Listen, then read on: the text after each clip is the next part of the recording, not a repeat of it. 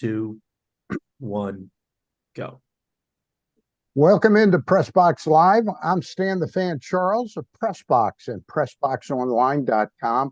The handsome guy with hair is Eric Garfield of Only for a Florida little while. Prospects Report. A little bit of hair. You got a couple of years left. I see some recession over there, but Thanks for for noticing. now, it's an accurate statement because I shave my head practically every day. Eric Garfield of Florida Prospects Report, also PressBox and PressBoxOnline.com. And every week we do these Zooms on Thursdays. We try to do them. Next week, by the way, we're taking the week off because it's Raven season opening up, and we're going to pass on that. And then Eric and I are going to talk about the future of the program as baseball winds down. We're certainly not ending it. No. We just might be on a little bit less for a couple months and then back with it right after the first of the year when there's a lot to talk about. I'll ask you that to begin with. Because we just talked yesterday, texting about when the right time to come back. Is January next year, is that when the international signing period is? That's when it opens up. It opens up. And really, overall, prospect and minor league improvement season is just about 10 and a half months out of the year. So there's always subject matter and happenings across the system. The better the system has gotten with more names and more successful prospects turning into good players, there's always subject matter with the O's. All right. Let me tell you who brings you these shows in addition to our longtime anchor sponsor, the Costas Inn. Indeed. We're also brought to you by our friends at Baltimore's Harbor Point, the Atman's Deli in Baltimore's Harbor Point, corned beef piled high, hand-rolled bagels, and something different, a bar. Atman's has food and drink specials every day. They're now open for breakfast, lunch, and dinner. Dine in, grab takeout, or hang out at the bar for the next O's game. Atman's Deli, an authentic taste of Baltimore tradition since 1915. Find them at Harbor Point or visit atmansdeli.com. You've never seen a deli quite like this place. Really a beautiful place down there in Harbor Point. And we're also brought to you by our friends at A.J. Michaels. The company makes your home more energy efficient, kills all allergens and viruses, and qualifies you for $6,000. I was getting ready to sneeze on the truth, but I caught myself. $6,000 in rebates. That would be A.J. Michaels. I was thinking about that, Eric. I'm about to sneeze on the truth. Good catch. Turn to the experts at A.J. Michaels and Carrier at ajmichaels.com. Again, Costas Inn, Harbor Point, Atman's Deli at Harbor Point, and A.J. Michaels, the sponsors. We're going to talk today a little bit about some promotions that have been going on in the past couple of weeks. We talked a little bit about Enrique Bradfield last week. We're going to deal with a few other players. You and I, when we started on this about a year ago, it was kind of a slam dunk that the Orioles at that time, with Heston Kjerstad, Jackson Holliday, Connor Norby, still Kyle Stowers, Kobe Mayo, and Cade Povich and Chase McDermott, that the Orioles were number one farm system in baseball. We know right now that that is no longer the case. And I'm not saying that this hasn't happened to other teams. How precipitous of a drop are there for the Orioles? In other words, they were number one a year ago. Are they number 7 or 9, or are they dropped out of the top 10? In what I use to rank systems, upside and overall talent at any time, I would say they're around the top 10, 11, 12, and that is a significant drop. Those who would disagree with me, and I'm willing to listen to this, say they have top-notch instructors, an excellent philosophy, and one of the top 3 or 4 cultures. So they're still top 3 or top 4 or top 5 in those people's opinions. I use a little bit different things to look at it, and I say close to the top 10. And really, the reason has nothing to do with the people in it. When you're drafting first, second, third, every No single question round, about it. You're getting even if you miss, you're getting a top 3 or 4 player in all of baseball. You miss the first round, you can come clean up in the 3rd or 5th round because you have the first pick then too, and also in the competitive balance rounds. So now the drafts have not included those type of selections. But hey, getting a Honeycutt, getting a Vance Honeycutt, who really very early looks like an outstanding pick. Those are the ways that you bring that system ranking right back up. Okay. Got to ask you, and again, your job, what you do, you started doing it because you love to do it. And then it's paying off a little bit doing these shows and writing a little bit. Do you watch the Nationals at all, their farm system? You observe it at all? No. Yeah. I see Fredericksburg when they come and play Delmarva, but they're not, I don't want to say stimulant. It's not a system that does a lot for me watching the individuals in it. I just happened to watch the last 2 nights. They beat the Yankees. They helped out the Orioles. But this kid they got this year, Dylan Cruz. Oh, polarizing. Phenomenal player. I mean, he's electric. Let's put it that way. Prospect people are either very high on him or very low on him. I have not watched him play very much. Okay. First night he got his first 2 hits, stole a base, made a couple nice catches. Last night hit Garrett Cole for a home run as the leadoff hitter last night. But watching him and Robert Woods, that team's got a chance to really rebound pretty quickly. They really made a sensational trade in parting with Juan Soto and what they got for him. Yep.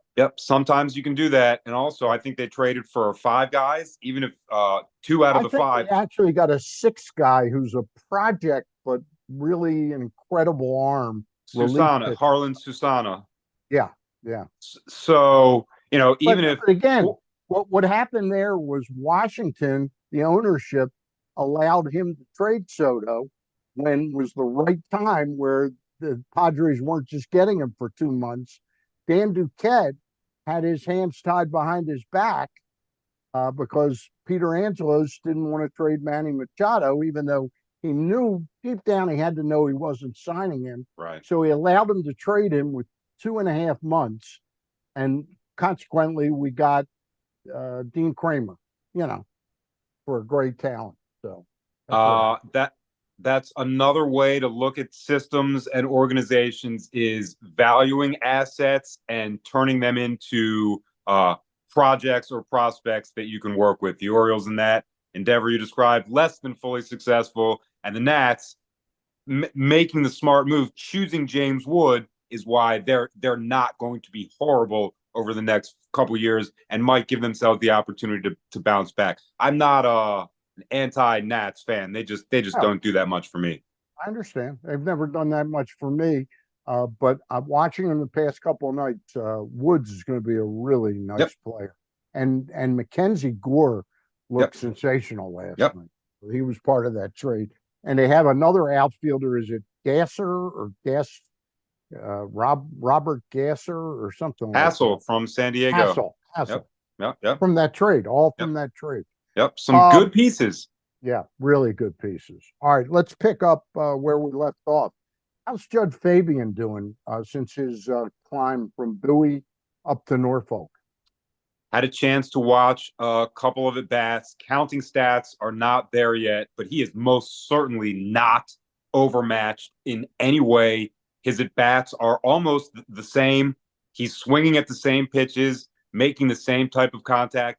This is someone who is not going to need a great deal of upper minors seasoning. His development is really a very pleasant surprise. Next year at camp, he is competing for a 40-man roster spot and probably being I don't want it to sound disparaging, a better defender than Mullins or Santander ever was in any game of their career. So a very different and an interesting dynamic type of athlete making the adjustment. They should bat him first every single game at Norfolk, give him 5 at bats a night, let him face the degree of pitching, the degree of improved pitching that his development is asking for right now. One of the things that's been incredibly frustrating with Cedric Mullins, who a lot of us have rooted for and enjoyed his success, has always been his arm strength. I knew you were going to say that. Every single is first to third without even a shot at it. They go, oh, look who's fielding the ball. Let me run. Fabian, if he were the Orioles center fielder the second half of next year or beginning of 26, is that problem going away? Stan, instantly. Again, I don't want it to sound like I'm disparaging. This is an observation. Cedric's throws honestly about bounce. Players. Yeah. Cedric's throws bounce. Fabian's throws don't bounce. So an instant repair, an instant upgrade as far as that aspect of defensive baseball. And a lot of Oriole fans, it's not old school to want a center fielder with a good arm. You know, you kind of need that in terms of having a full run production outfield or run prevention outfield. Yeah, I mean, Cedric, look, as far as getting to the balls, he's right there with the tops in the game. But getting it back in is a vastly different story. And I got to be honest with you, been a Cedric Mullins fan since the first game I ever saw him play, which was a preseason game at in Fort Myers against the Twins. When I asked Buck Showalter after the game, I said, you've been here a while managing the team. This is about 6 years ago, 7 years ago. I said, you've been here for a while managing this team, but you also saw the Orioles play for a number of years. Is this guy the fastest Oriole you've seen? And his first question to me was, it's funny you say that. He goes, what size shoe do you think he wears? And I go, I went 17, because who would ask you that if it's size 5, right? Only Buck Showalter. So Buck goes, how did you know that? And I said, I guessed it the way you asked me. And I've been a fan of Mullins since his second injury last year, where he hurt like his upper thigh or, quad area. Yep. His hitting has never been the same since then. Well, he's a veteran player that's been with the Orioles through different stages of improvement. But again, there's nothing wrong with wanting a different type of player or seeing a different type of fit from a prospect. Fabian is not like a big name, but his game is very, very highest level / major league. So he might be an extremely reasonable replacement. And what you said to start this off, maybe Fabian the second half of next year, also extremely reasonable timeline. Okay. It's interesting because Mike Elias, this is somebody he's had his eye on for a couple of years. There was talk about, I think, drafting him the year before. Yep. But they didn't. Did Boston draft him? And Boston drafted him, didn't offer him enough, and he went back to college. He did not have the same season in his junior year as he did, or his senior year as he did in his junior year. But the Orioles knew what he was. They made a smart decision to not base an entire evaluation on aluminum bat performance. And he's not there yet, and he's not fully developed yet. But they made the right call, and they wanted him for slightly cheaper, and that's what they got him for, which matters to them. We're not the Red Sox. We can't just pay everything. I know one of your favorite prospects is Sammy Basayo. Absolutely. He had a solid season at Bowie. He's been moved up. It was part of a two-pronged move. He moved up from Bowie to Norfolk, and moving up from Norfolk from Aberdeen to Bowie. Creed Williams. Yep. Let's start with Creed Williams, even though I led in with Sammy Basayo. This is a guy I saw play a couple times. I had the chance to interview him once.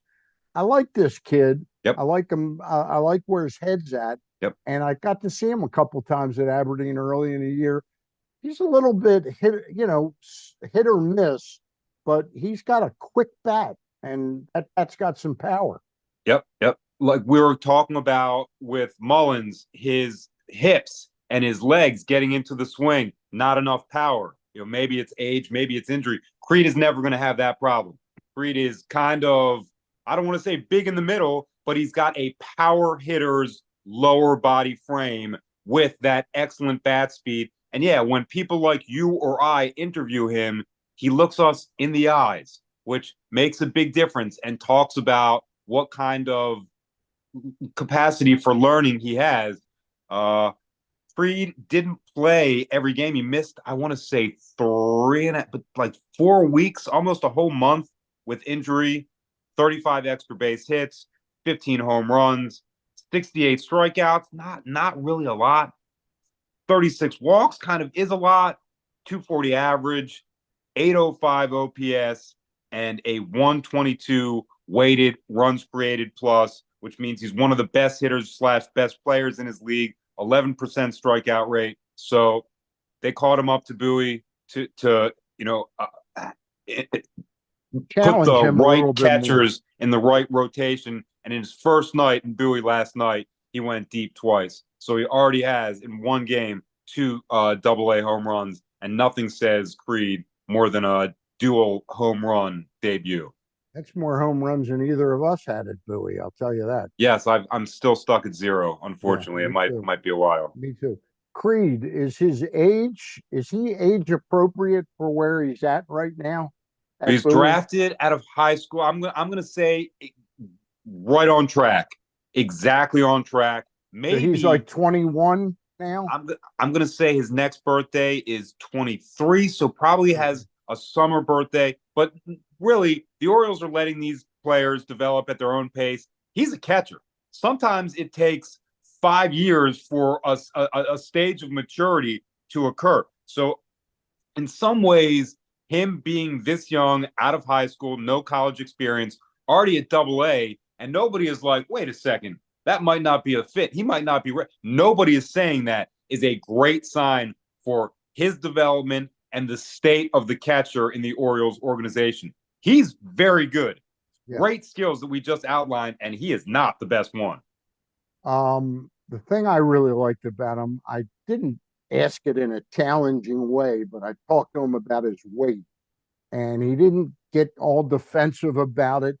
He admitted he knew he needed to work on that, because when I see him, I think he's got more raw power than this guy, but he reminded me a little bit of his physique of Alejandro Kirk of the Blue Jays, who really has done nothing to shrink himself a little bit. And I hate to call somebody fat or grossly out of shape. He is, and I can tell Williams is going to be working on that. I'm fascinated to see where he is like when he's 25. I think he'll be in much better shape than he is today. Genetically, his parents are not large people or tall people at all. So he's kind of the standout size merchant in his family. And yeah, I imagine that everybody has asked him about that.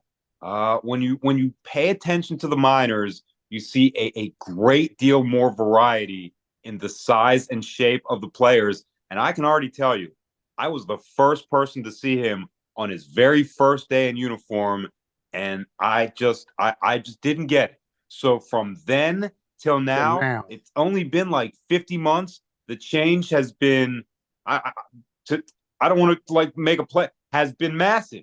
His body is different now, and he can do different things with more physical strength and easier and more consistent now. So you have to give especially a guy that's going to catch a good bit, and that's not a position you want to be heavy, just for not only for releasing the ball to try and throw out runners, but being nimble. Yep. And also the wear and tear on you. That's a lot for like a Dan Vogelback size guy to catch a game.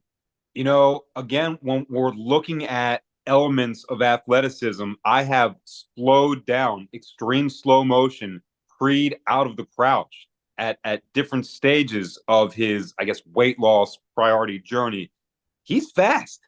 He is fast out of the crouch. He's an explosive upper leg, He's lower quick. body He's strength quick, athlete. So which means I think the smart move for him would be to improve some corner skills, learn to scoop it at first, but continue to prioritize catching first. In drills in Twin Lakes this year, he was the one guy who just would not take off the mask. He wanted more blocking, more framing.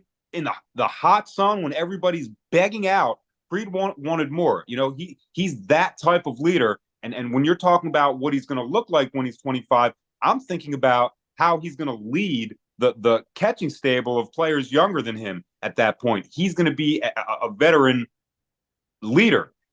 it's funny. You and I talked yesterday, and we wondered how we were going to muddle through, not muddle through, but we were talking about what is there to talk about, and somehow we're behind where I wanted to be. We're like 5 minutes later than I wanted to be. I will give shorter answers. Before I no, it wasn't that. It's been an interesting discussion, which I think all of ours are. I think they're entertaining and informative to people. Before I take the Costas in break, tell me about Sammy Basayo's season overall and how he's doing so far at Norfolk, if it's only been a couple of days. Well, he's had one game, and he faced Jacksonville's best reliever, who has given up, I think, 14 hits in the last 4 weeks. Sammy got a single right up the middle in his first at bat off that guy. So he was 1 for 3 in his debut. I mean, he was absolutely crushing it. So clearly the Orioles' best prospect, 19 years old to start the season at Double-A, a 132 weighted runs created plus, which means he's the best player in that league by a fair margin. Some would call it a significant margin.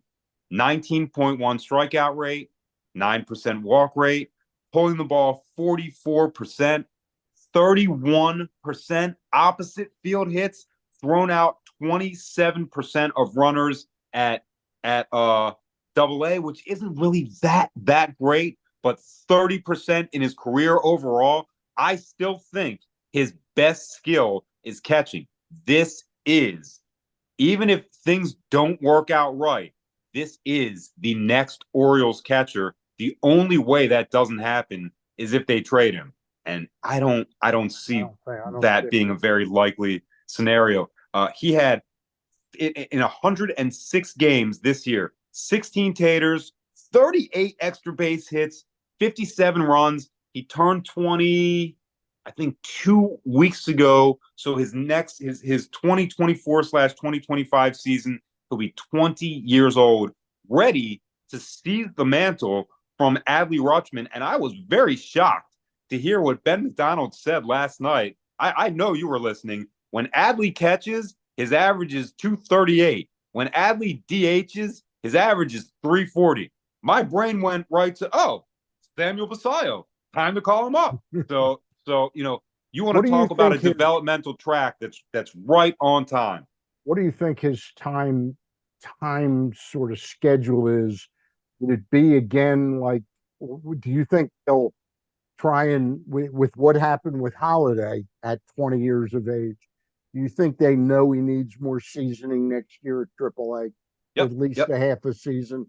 Yep, I think it's going to be similar to what happened with Norby. He got an early audition and then a lengthier one.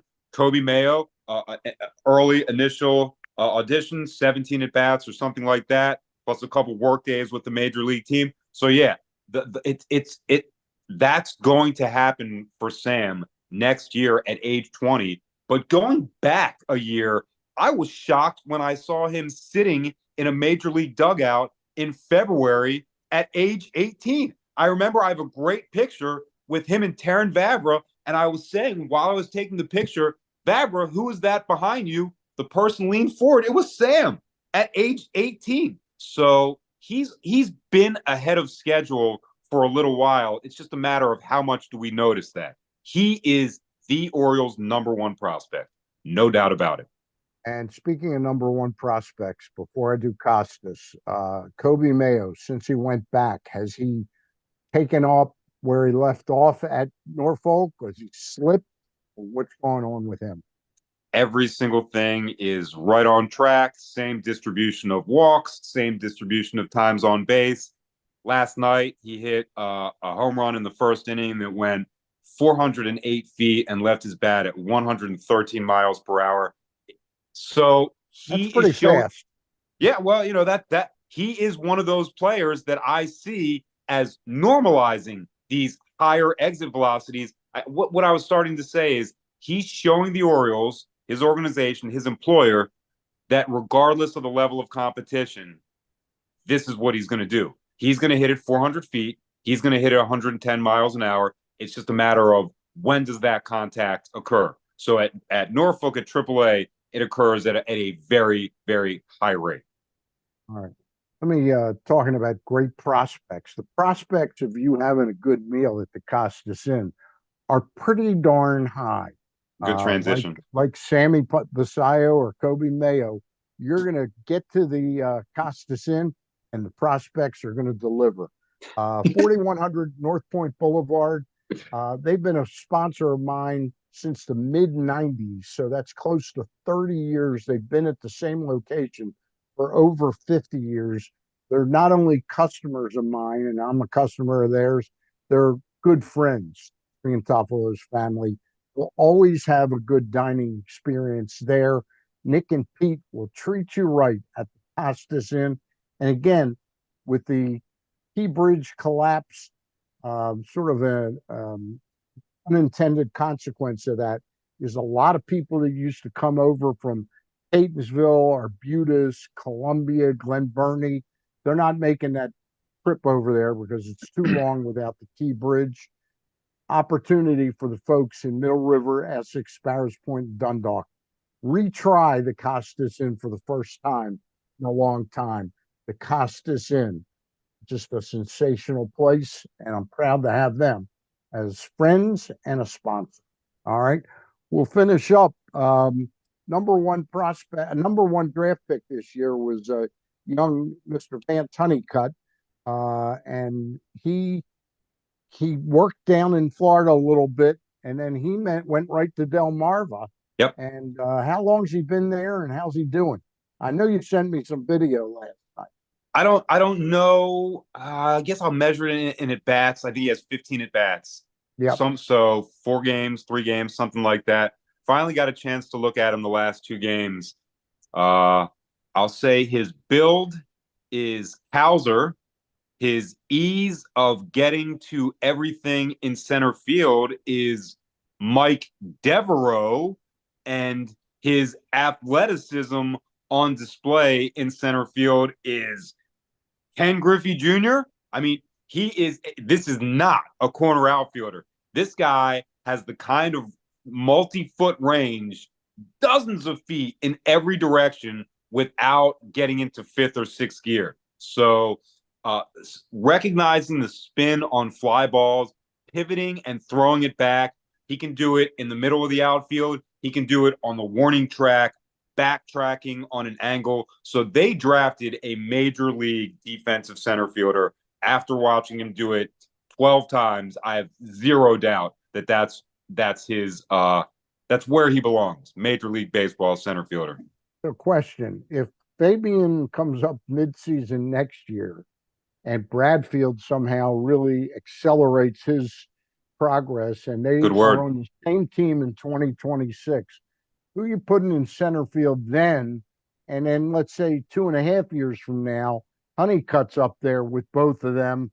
Doubtful they'll all 3 be on the team. Who would you play in center field of those 3 players? Okay, Stan, I got to say that's an awesome question and something that I'm sure the smart people in the Orioles are already looking at.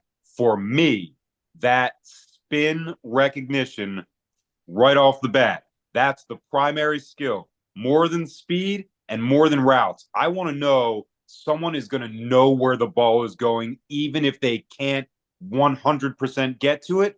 But then Honeycutt can 100%. So I would choose him because I've seen enough elements of that spin recognition where they're going to drill him on that. He's going to even be better at it in 30 to 50 months. So he is my center fielder of the future. My organizational center fielder of the future. Absolutely. And then you have somebody like Bradfield, who's probably faster in terms of burst, running them down in left or right on the corners. To me, it's something I always look at watching minor league games. Do they have a good left field and center field combination? Are line drives going to be hard to hit between these fast outfielders? And at the major league level, it's not very common. But if we have Bradfield in a corner and Honeycutt in center, some of those sinking line drives might not sink. One last question. I'm anxious to watch Cade Povich pitch tonight because I think he's been a very different pitcher these last couple of starts, even though the second one wasn't great, but he still was more attacked and didn't walk anybody, even though he probably another guy I should have mentioned doing better in his second turnaround than in his initial one. I was going to ask you about another pitcher. I liked him last year when I saw him. We've talked about him a couple times. I just read something that sounds like he's really come on this last 4 to 5 weeks. Is Alex Pham? Yep. Have you been hearing much about him making some big strides? No, because the Alex Pham I know, these are the results that I've been expecting. Uber athletic, maybe the highest endurance pitcher in the organization. You cannot make him tired, even throwing 90 high leverage type pitches over 6 or 7 innings. So a lot of pitches, a lot of endurance. He's in his mid-20s now, so he's very close to physical maturity. I think he's a full starter, and next year with his 40-man make or break year, he's going to actually have to be a little bit better than this year, which is so far his peak. If he's a great athlete and a good draft pick, then he'll do it. But the one that's actually the hottest over the last couple weeks that nobody's noticing, he also got called up.